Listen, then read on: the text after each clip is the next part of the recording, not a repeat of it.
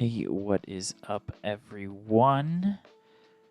Hope you're doing well. Hope you're having a good night. Welcome to another episode of Weeknights. Weeknights is a weekly report of some of the bigger nerdy things that might have happened that you might have missed over the past week-ish. So if you enjoy this little tidbit, maybe check out some of our full-length podcasts, episodes called Nights at the Nerd Table, where it's a show where me, my other hosts, Mr. Mason and Mr.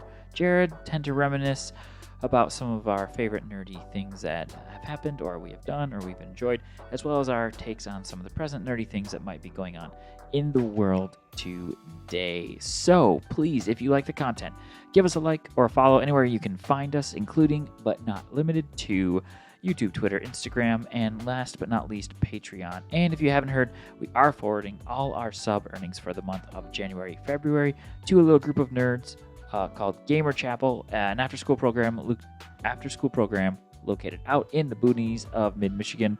But nevertheless, they are a group who could use some extra supplies in their D&D and tabletop games. We're hoping to give them some supplies to make that fun and exciting. We all know what it feels like to feel included at a table, so we are hoping to do our part to make sure others feel that way as well. So please, if you like the content, follow us there. Sub to any of our Patreon tiers or anywhere else you can find us on Twitch or anything like that. So without further ado, let's get to some of the news that have happened in the past week-ish, as I like to say. It is a good time to be a nerd, so let's get into it. I will say, this news broke today. Didn't mean to rhyme there, but it did. One Piece is coming to Netflix. Maybe not in the way that you and I would have thought or imagined. Not the anime, but rather a live-action series. So a lot of different things going on there. One, it's not the anime. Two, it is live action, but it's not a movie. It's a series. The series is set to be released in 2023. That is this year. That's correct. If you don't know what One Piece is, either you don't like anime or, well, honestly, that's probably just it. You probably just don't like anime because it's definitely one of the bigger animes in the past, 10, 15, maybe 20, almost 20 years. But I think it came out at like 97, 98, something like that.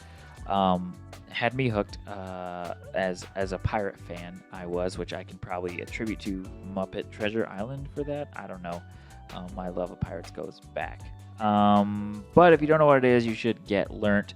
It will be brought to us by Tomorrow Studios and Netflix, so it will be streaming on Netflix. The cast has also been announced, some of the main crew. You can find that with a quick Google search. This has many One Piece fans like flipping out, enjoying it. They're excited, they're pumped, and rightfully so, I would imagine. It's a good time to be a nerd, a good time to be a One Piece fan. So, a lot of the live action stuff honestly has flopped, but give it a shot if you enjoy it, if you like it, and yeah, go for it. Next, okay, so here's the thing. Usually I try to bring you like a diverse set of news, but that is getting harder to do when the crew at Critical Role keeps making so many different moves. It's hard to be diverse when they're kind of the leading topic of everything going on. So, in case you haven't heard, The Legend of Vox Machina Season 2 is out. So episodes 4, 5, and 6 dropped Friday. They are just as gorgeous, just as fun, just as well written as the first 3. You can stream those on Amazon Prime, but they had also a couple other announcements here in the past week. So there is a new competitor in the Creator Clash, and it will be Critical Role's own Marisha Ray. So if you don't know what Creator Clash is, it's for charity boxing event where influencers or content creators are pinned up against each other in a boxing match. She will be facing Haley Sharp, which it might be Sharpay based on my knowledge of High School Musical, but I don't know. I have no idea who that is because as far as I know, Marisha is the only nerd in that fight. So she's going to fight her and she's going to box her. There's a little bit of an age difference, but as someone in my early 30s, I got to say, if I was any sort of child and I knew anything about Marisha Ray, I would probably not want to get into a boxing ring with her and let her punch me in the face. So I think that could be really interesting. It'd be really cool.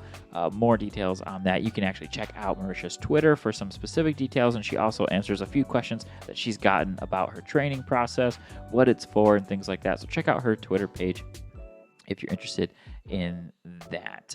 But wait, there's more. Recently, the Critical Role crew dropped a social media promotion, a social media push about a new partnership with Tabletop Accessories Ultra Pro. This company makes a lot of accessories for card games. They make play mats, they make sleeves. I personally love the sleeve that they make.